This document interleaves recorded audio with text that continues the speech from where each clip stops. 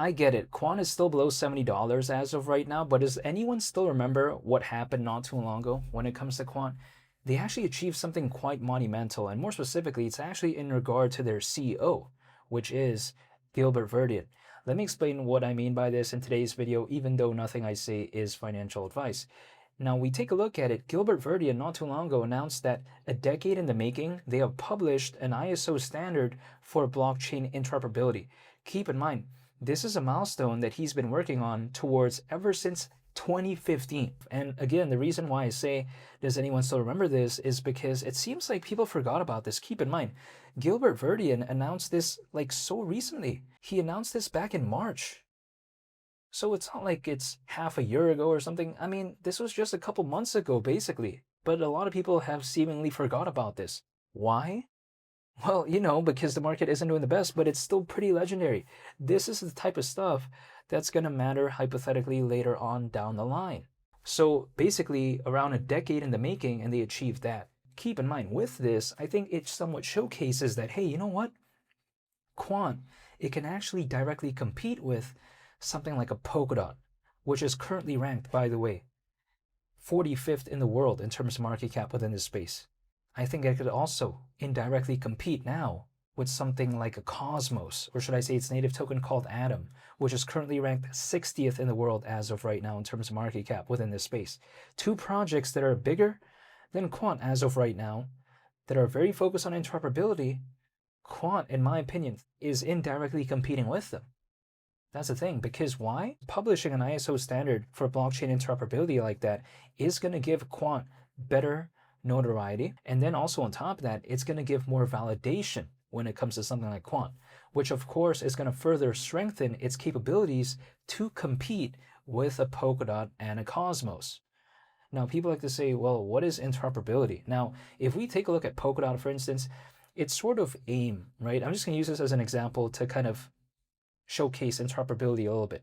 For instance, if we take a look at a lot of networks out there, a lot of blockchains out there, because they're independent of each other for some cases, they can't freely interact with each other, which means that if that is the case, they do lack interoperability, which is not such a good thing. So something like Polkadot aims to fix that by connecting blockchains together. It's focused on interoperability.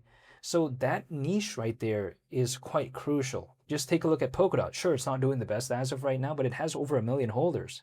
Take a look at Cosmos. People like to say, oh, it's not doing the best.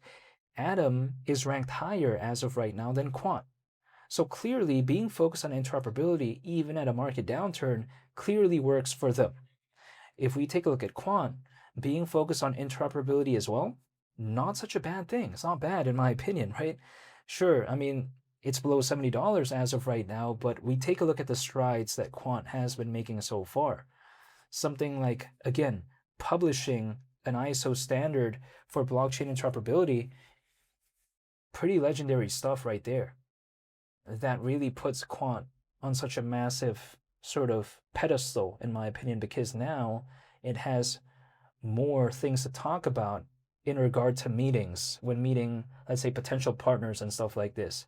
They can say that, hey, you know what? We've achieved this in the past. And then again, it kind of puts it in sort of this stratosphere of like a Polkadot or sort of a Cosmos. I think it's actually pretty fantastic. We're talking about a project here, in the case of Quant, that already has a historical partnership with Oracle. Oracle is so massive. So when people like to say, well, Quant's not doing anything, I disagree with that. Quant recently launched Fusion Rollup, which I've already mentioned so many times before in the past, but we have to consider. Fusion Rollup is so legendary. It's the world's first ever multi-ledger rollup, supposedly connecting 74 blockchain networks in one unified environment built for institutions. So that type of stuff is even furthering Quant's sort of focus when it comes to interoperability. So Quant, slowly but surely, especially in 2026, is beginning to establish itself more and more as this player within the interoperability space. This is something that people oftentimes don't think about, but Quant's doing this type of stuff in 2026. Let's just take that into consideration. They're not playing around. Sure, I mean, Quant is still below $70, but the stuff they're doing, it goes far beyond that. They're caring more so about the long term. And so am I, because when I believe in a project, I'm not thinking about it, oh, what is it going to do in the next 24 hours or 48 hours? That's not my style. I'm in this mindset where I don't mind waiting for years if I have to. Let's take this into consideration. If let's say I pulled up a price chart, I drew a random triangle, or I drew like a falling wedge pattern or whatever, what is the market going to do? Do you think the market's going to care about what I have to draw? No, it's not going to care.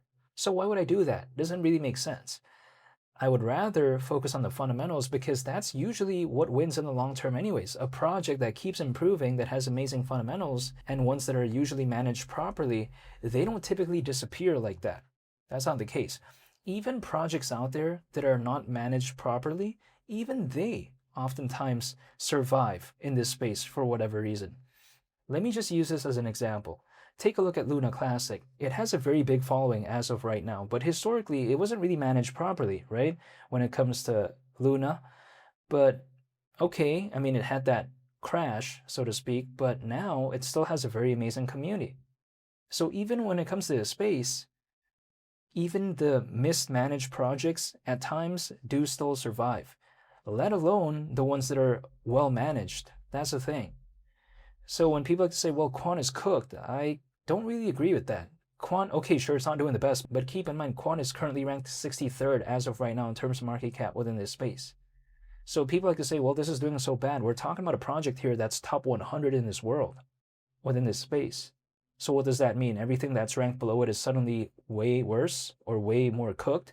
A lot of people would say no. So then, how is this cooked? It just doesn't seem that way to me.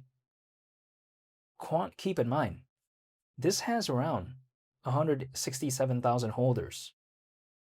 Let's just let that sink in. Some stadiums can't even fit nowhere close to that many. Or arenas, I should say. Now, if we take a look at it as well, Quant, it's around $67, right? We take a look at, for instance, did you know that back in December of 2024, it was around $140? So we're over 2 times lower than that. I get it. It seems a little bit boring if Quant could just maybe recover to that. But Bitcoin, it's around 2 times lower than its all-time high. If it goes back there, people would think it's so legendary.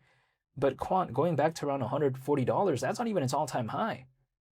Its all-time high is actually literally, if we take a look at it, it's $430 almost. So let's just let that sink in. I mean, we're almost 7 times lower than that.